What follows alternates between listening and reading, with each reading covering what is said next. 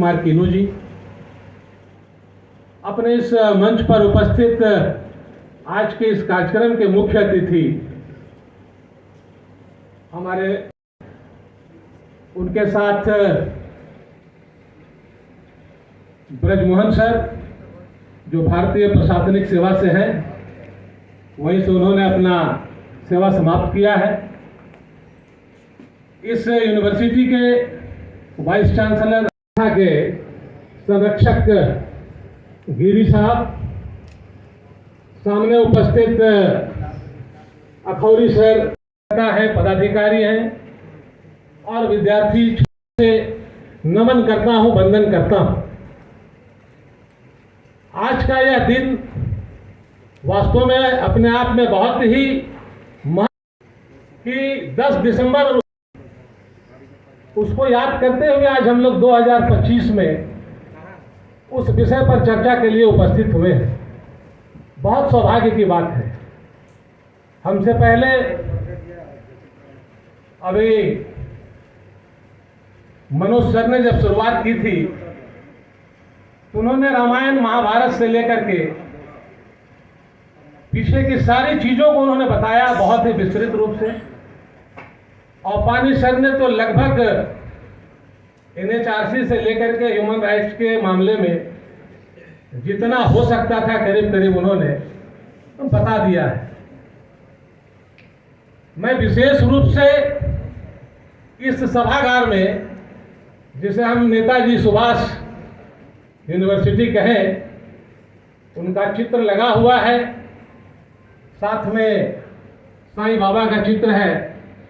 मैं नमन करता हूं नेताजी सुभाष चंद्र जी को और नमन करता हूं साईं जी को। ऑडिटोरियम में हम थोड़ा नेताजी सुभाष जी का जयकारा करें, उनका अमर रहेगा नारा बुलंद करें। तो मैं आपसे कहता हूं, नेताजी सुभाष चंद्र बोस अमर रहे, अमर रहे, अमर रहे। नेताजी सुभाष चंद्र बोस अमर रहे, अमर रहे, अमर रहे। नेताजी सुभाष चंद्र बोस अमर रहे, अमर रहे। देखिए, ऐसे शख्स का चित्र है जिन्हें हम सभी यहाँ पढ़े लिखे लोग हैं, चाहे वो छात्र हो, चाहे बैठे हुए हमारे संघ के पदाधिकारी हो, हमारा सम्मानित मंच हो, हम सभी जानते हैं भारतीय स्वतंत्रता में इनका योगदान क्या रहा है। इनका नारा कोई नहीं भूल सकता कि तुम मुझे खून दो मैं तुम्हें आजादी दूंगा। ऐसे शख्स को नमन करके हम लोग इस कार्यक्रम का शुरुआत कर रहे हैं। मैं एक बात अपनी ओर से बता देना चाहता हूं, हम सभी जानते हैं कि जब जब धर्म की हानि होगी, कोई ना कोई आएगा और उस धर्म की रक्षा को करेगा। और आज जिस तरह महाभारत कृष्ण के बिना अधूरा था, जिस तरह रामायण राम के बिना अधूरा है, मैं समझता हूं झारखंड मानवाधिकार संघ दिनेश कुमार कीनू के बिना भी अधूरा है।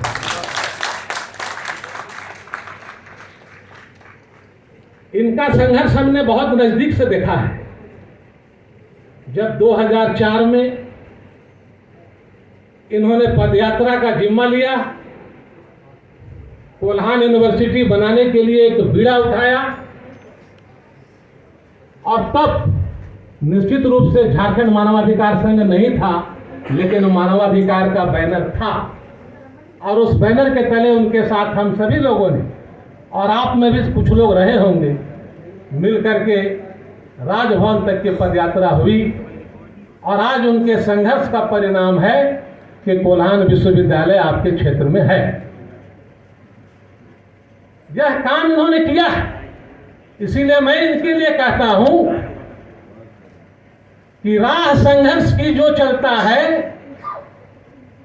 वही इतिहास को बदलता है, और जिसने जीती हो रातों की जंग वही सुबह सूर्य बनकर निकलता है।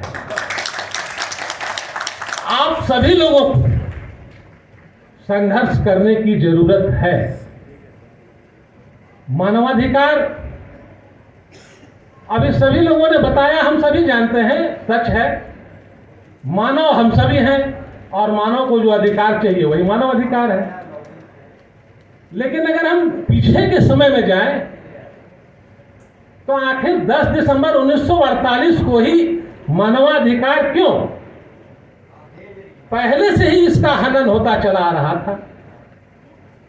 जब से खास करके सभ्यता का विकास हुआ और जब से समाज बना, राज्य बना, देश बना, लोग रहने लगे, सभी लोगों को कुछ न कुछ अधिकार की जरूरत हुई।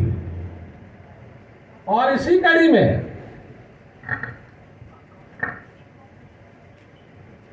हम सभी लोग ये जानते हैं कि यह अधिकार जीवन जीने के लिए है, और जीवन सिर्फ मनुष्य में है ऐसी बात नहीं, जीवन तो पशु में भी है, जीवन तो पौधे में भी है। लेकिन मनुष्य अलग है। क्यों अलग है? मनुष्य के पास सोचने का, मनुष्य के पास बोलने का, मनुष्य के पास अपने दिमाग के विकसित करने का, दिमाग के साथ चलने का, यह एक विशेष ईश्वर की ओर से दिया हुआ एक साधन है जो हमें पशु और पौधे से अलग करता है। इसे हम कह सकते हैं, there are different from the life but human being is very much different. So we have a power of speech and express. तो ये हम सबों को अलग से मिला है और इसका उपयोग हमें करना है। मानव अधिकार जो यूडीएचआर के द्वारा 30 अनुच्छेद हैं, जिसकी पर्चियां हम समझते हैं कि सबके पास बट गई होंगी, सभी लोगों ने उन्हें उसे देखा भी होगा और समझने की कोशिश भी कर रहे होंगे। लेकिन उसके अलावा हमारा जो आर्टिकल है, कॉन्स्टिट्यूशन है, उसमें भी वह दिया हुआ है। जैसे कि जीवन जीने का जो अधिकार है, अगर वो यूडीएचआर के अनुच्छेद 3 में है तो संविधान के अनुच्छेद 21 में भी है। ये सारे जो अधिकार हैं, और बच्चों के लिए कुछ स्पेशल अधिकार भी दिए गए जो एनसीपीसीआर के तहत दिए गए। एनसीपीसीआर का मतलब national commission for protection child rights, उसके द्वारा भी अधिकार को दिया गया। अधिकार में ही जोड़ करके बाल संरक्षण अधिकार या महिला आयोग की भी स्थापना की गई कि लोगों का आधार को संरक्षित किया जा सके। और अभी जो एक अधिकार का हम लोगों ने इस्तेमाल किया, जिसके तहत हम लोग बैठे हैं, कि संस्था या संगठन बनाने का जो अधिकार है, जिसका पूरा उपयोग हमारे भाई दिनेश कुमार किनू जी ने किया, वो अधिकार यूडीएचआर के आर्टिकल 20 और भारतीय संविधान के अनुच्छेद 19(1)(c) में दिया गया, जिसका पूरा उपयोग किया दिनेश कुमार किनू जी ने। एक संस्था का निर्माण किया, क्योंकि हम अकेले कितने भी काबिल हो, अपनी बात, अपने अधिकार की रक्षा तो कर सकते हैं, लेकिन जब समूह में किसी के अधिकार की रक्षा की बात होगी तो वहां एक संस्था और एक लीडर, एक ग्रुप लीडर की आवश्यकता होगी। और वो लीडरशिप का काम झारखंड में, विशेष करके आपके इस कोल्हान क्षेत्र में तो ये कर ही रहे हैं, लेकिन झारखंड में भी बहुत सारे मुद्दे को लेकर हम लोगों ने इनके साथ मिलकर के आवाज उठाया है। और आज जरूरी भी है कि इस अधिकार को कलेक्टिव रूप में हम लोग सब जाने, समझे। खास करके जो बच्चे हैं, जो 18 साल से बड़े हैं उनको अपने अधिकार के बारे में जरूर जानना चाहिए। उनसे नीचे के लिए तो उनके पेरेंट्स हैं या समाज में जो देखने वाले जो अगुआ लोग हैं जरूर कुछ न कुछ करते हैं। और मैं इसीलिए बार बार किसी भी कार्यशाला में जाता हूं तो एक बात जरूर कहता हूं कि इन मानव अधिकार के बारे में एक क्लास, एक सब्जेक्ट अब निश्चित रूप से 9th 10th से ही स्टार्ट होना चाहिए। और इसका मांग इस मानवाधिकार संघ के बैनर तले मैं अपने सेंट्रल अध्यक्ष से जरूर चाहूंगा कि एक ग्रुप बना करके हम सभी महामहिम जी के सामने इस बात को रखें, ताकि लोगों को इसकी जानकारी अपने शिक्षा के दौरान ही मिल जाए और वो खुद के साथ साथ अपने परिवार के लिए भी इस अधिकार का रक्षा कर सकें। जरूरी चीज है। हम लोग नकारात्मकता की ओर जाएंगे वो एक बात है कि आज पूरे देश में न जाने लाखों केस पेंडिंग होगा। झारखंड मानवाधिकार आयोग का अगर हम बात करेंगे तो आज सुबह सुबह पेपर में छपा भी है, अगर आप लोगों ने देखा होगा दैनिक भास्कर में, कि 2800 एप्लीकेशन पेंडिंग है। और दुर्भाग्य की बात है कि झारखंड राज्य मानवाधिकार आयोग 29 जून 2010 को स्थापना हुआ और 19 जनवरी 2011 से काम करना शुरू किया। लेकिन इतने वर्षों में आज तक जो 3 पद हैं, अध्यक्ष और 2 सदस्य के, कभी भी एक साथ नहीं रहा। एक न एक पद हमेशा खाली रहा और आज तो पूरा का पूरा खाली है। हम लोग इस मानव अधिकार के लिए फिर जाएंगे कहां? तो शायद जो हम कार्यक्रम कर रहे हैं, जिनको अधिकार की जरूरत है, जिनके साथ अन्याय हो रहा है, जिनके साथ उत्पीड़न हो रहा है, उसको हम वहां तक नहीं पहुंचाएंगे जिसको संकल्प लेने के लिए हम यहां खड़े हैं। क्योंकि हम सभी जानते हैं परेशान वही होता है जब आज कोई ब्लॉक जाएगा और वहां का बीडीओ हो, सीओ हो या कोई और अधिकारी हो उसकी बातों को नहीं सुनेगा, जाएगा कहां? और तब कहीं जा करके हम लोग ऐसे जो लोग हैं जिनके साथ अन्याय हो रहा है आगे बढ़े। क्योंकि हम सब ही जानते हैं कि जिसको लागू करना उसका काम है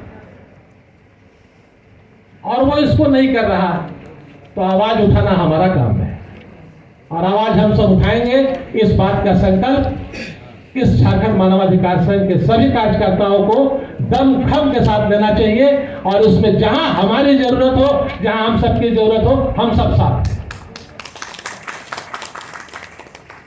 और उससे भी बड़ी बात, मंच पे बैठे हुए हमारे ऐसे मंचासीन 2 हमारे अतिथि हैं। एक तो हमारे कि जिनको अधिकार चाहिए उनके सामने आज क्या है और उनको अधिकार कैसे मिलेगा। दूसरे जो भारतीय प्रशासनिक सेवा से भले ही रिटायर्ड है, लेकिन उन्होंने इस सेवा के दरमियान सभी चीजों को देखा है, समझा है, तो उनका मार्गदर्शन भी हम लोगों को लेना है कि कैसे इस पर हम आगे बढ़े और अपने इस कार्य को सही दिशा की ओर ले चलें। यह बहुत मानवाधिकार 10 दिसंबर 1948 को वहां स्थापना हो गया, 1993 में हमारे देश में हो गया, झारखंड राज्य में 2011 में हो गया। आज लगभग 15 साल हम लोग झारखंड में अपने आयोग को देख लिए। तो आगे तो बढ़ना पड़ेगा, चाहे जैसे हम लोग आगे बढ़े, आगे बढ़ के लोगों के लिए जो पीड़ित हैं उनके लिए, क्योंकि 140 करोड़ 150 करोड़ की तो हमारे देश की आबादी है और सभी लोगों को इस अधिकार की आवश्यकता है। कोई ऐसा नहीं है जिसको अधिकार की आवश्यकता नहीं है। हाँ, एक बात मन में बहुत उम्मीद था कि जब सुबह पेपर खोलूंगा तो उसका फ्रंट पेज में जरूर लिखा मिलेगा कि आज अंतर्राष्ट्रीय मानवाधिकार दिवस है। लेकिन अफसोस कि तीनों में से तीनों पेपर में किसी पेपर में यह चीज, इन वंचितों को, पीड़ितों को, शोषितों को यह चौथा स्तंभ भी तो है जो दुनिया को आईना दिखाता है। उनसे भी हमारी उम्मीद रहती है कि वहाँ भी ये होना ही चाहिए था, लेकिन खैर आगे होगा। इसको हम लोग लगभग सारी बातों को हमारे पूर्व के वक्ताओं ने बता ही दिया है, तो मैं अपनी 2 लाइन बोल करके अपने वाणी को विराम दूंगा